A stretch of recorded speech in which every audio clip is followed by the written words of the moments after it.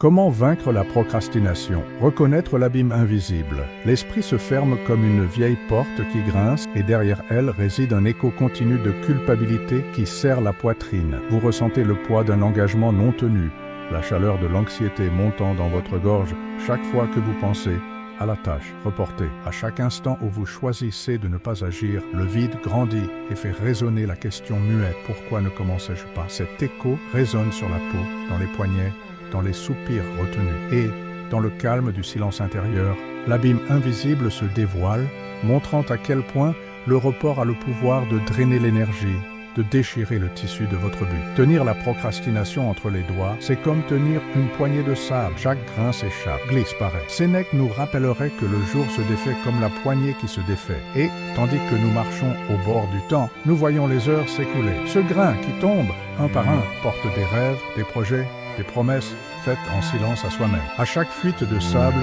une opportunité s'en va, laissant la main vide et le cœur serré par le sentiment de ne pas être suffisant. Et, dans ce geste répété, réside la blessure secrète de celui qui connaît la valeur de chaque seconde, mais la laisse échapper. Dans l'hésitation, Épictète murmure que ce qui vous retient révèle où la fermeté a fait défaut. Quand le désir rencontre la peur, naît le doute qui paralyse. Vous vous retrouvez suspendu entre la volonté d'avancer et la crainte d'échouer. Et c'est dans cet espace d'inertie que la procrastination installe son règne silencieux. Reconnaître ce point de blocage, c'est accepter une invitation à la vigilance intérieure. Comprendre où la peur a dressé des murs et où la volonté a vacillé, c'est regarder à l'intérieur et découvrir que souvent, c'est la perte de fermeté qui crée la brèche permettant au report de dominer. Combien de promesses avez-vous enterrées dans la vallée de l'inertie sans même entendre le son de votre propre abandon? Chaque promesse non tenue devient une ombre qui s'étend en vous, obscurcissant la clarté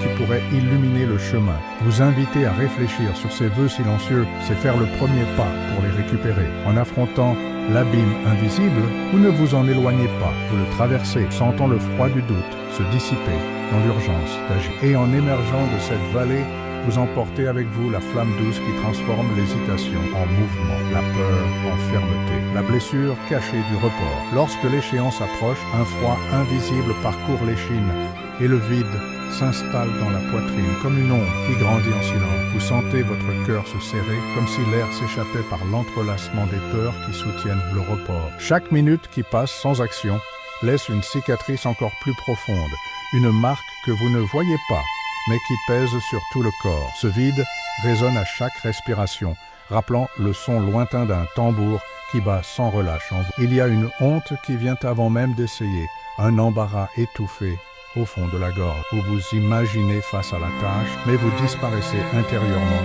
comme si vous occupiez le corps d'une autre personne. J'étais là, mais je n'existais pas, pense la voix qui parle bas, ne voulant pas être entendue. Cette honte se transforme en un nœud qui serre le diaphragme et vole le rythme de vos heures, créant un espace où le mouvement cesse et la peur prend la parole pour vous, affirmant le serment silencieux de ne plus essayer. Derrière cette habitude de reporter, il y a un désir de clarté et de sens, crie doucement, presque englouti par la culpabilité. La procrastination révèle un désir non cartographié, une soif d'un but qui n'a pas encore trouvé sa forme. Vous reportez parce que, au fond, vous cherchez un sens, une raison qui stabilise chaque pas. Et, lorsque vous vous connectez à ce désir, vous découvrez que le vide du report peut être la porte d'entrée vers la rencontre avec ce qui compte vraiment. L'écho de votre désir recommence à pulser, montrant que la blessure cachée n'est pas seulement un obstacle, mais aussi un signe qu'il y a quelque chose de précieux à découvrir en vous. Le mythe du demain parfait. Nous croyons que l'aube apportera un instant sans bruit, un demain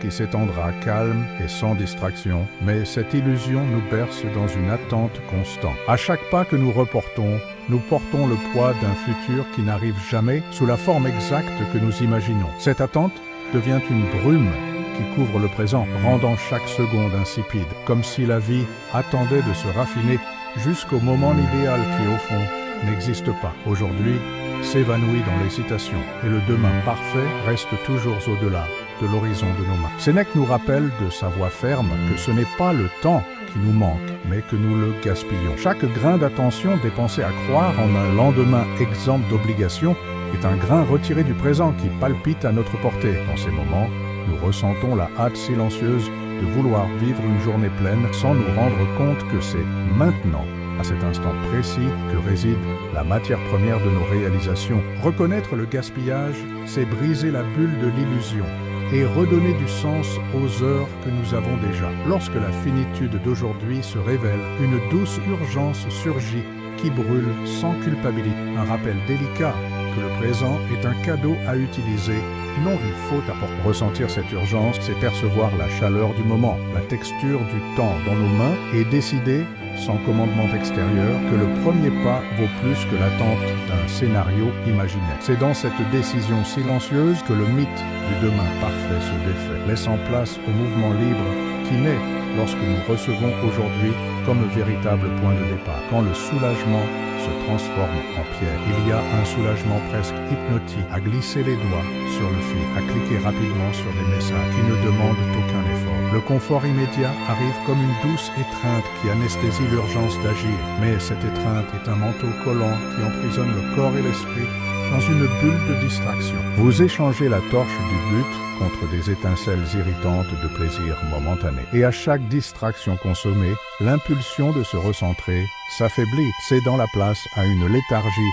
déguisée en repos. Dans cet engourdissement volontaire, l'esprit devient l'otage de petits soulagements qui masquent l'inconfort originel et la promesse de le faire plus tard s'étend comme une invitation séduisante à l'oubli. Le stoïcisme nous rappelle que la maîtrise de soi est une présence active, non une torpeur. C'est maintenir la flamme allumée même face au vent contraire. Lorsque vous confondez soulagement et liberté, vous finissez par planter des chaînes invisibles qui s'enroulent autour du désir de créer, de produire, de vivre avec un but. Et puis surgit la douce interrogation qui résonne dans le silence. Évitez-vous la tâche ou évitez-vous le sentiment qu'elle éveille? Ce sentiment peut être la peur, le doute, la frustration, une ombre ancienne qui entrave le pas avant même qu'il ne se produise. Reconnaître cette ombre, c'est regarder à l'intérieur avec compassion, percevoir l'inconfort que l'acte de commencer met en lumière et accueillir cet inconfort comme faisant partie du chemin. En affrontant le vide qui se cache derrière la recherche de soulagement, vous ouvrez une brèche par laquelle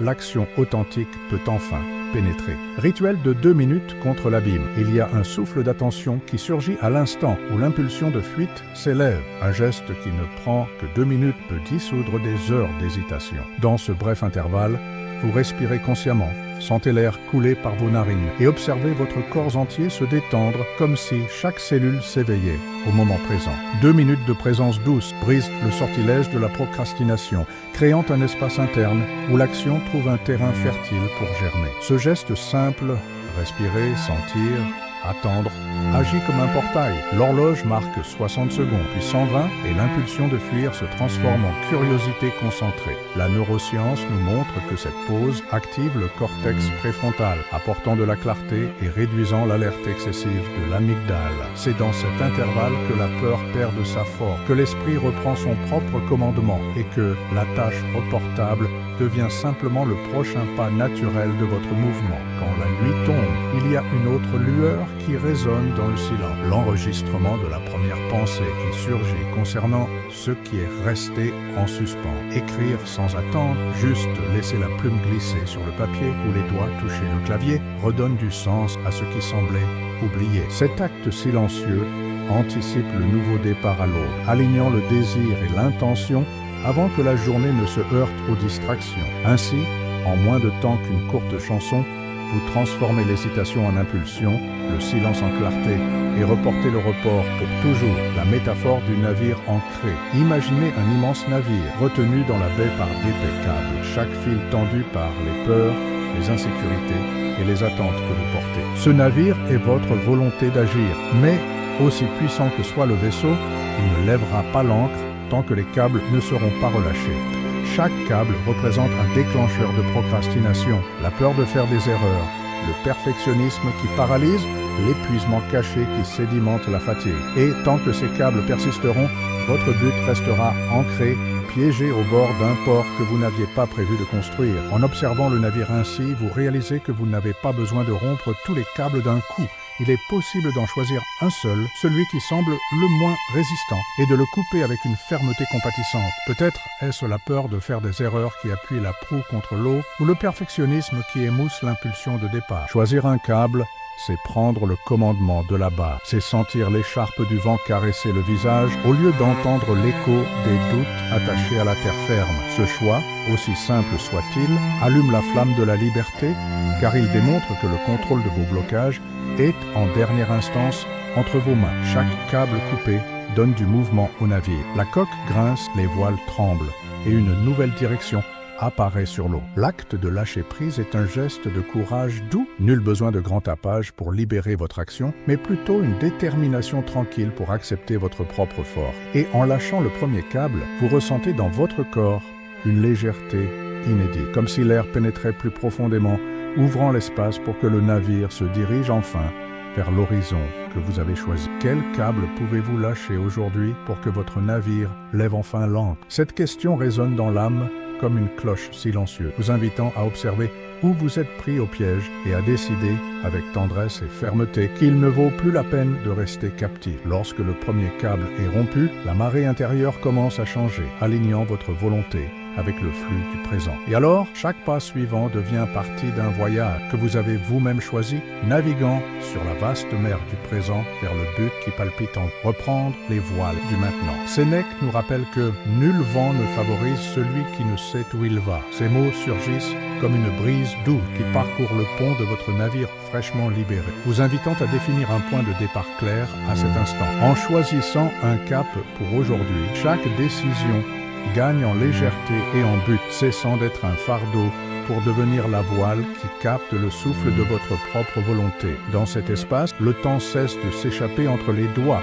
et se convertit en carburant qui propulse votre traversée. Épictète murmure que la liberté naît lorsque nous posons fermement les pieds dans le présent et non lorsque nous anticipons des destins encore non tracés. Il y a du pouvoir dans le maintenant, dans le simple acte d'ajuster la proue de votre être vers l'avant, même sans connaître toutes les coordonnées. La responsabilité silencieuse d'agir ici et maintenant est l'encre qui empêche le navire d'osciller entre les doutes et les refontes infinies. C'est dans ce geste d'abandon conscient au moment présent que la procrastination perd son trône. Et alors, au rythme calme de votre cœur, émerge la victoire silencieuse. Chaque 2 minutes de courage se transforme en 1000 nautiques parcourus vers le but qui palpite en vous. Chaque câble coupé révèle l'immensité de la mer intérieure où réside votre force. Si vous ne pouviez lâcher qu'un seul câble maintenant, quel serait le premier pas dont votre futur vous remerciera?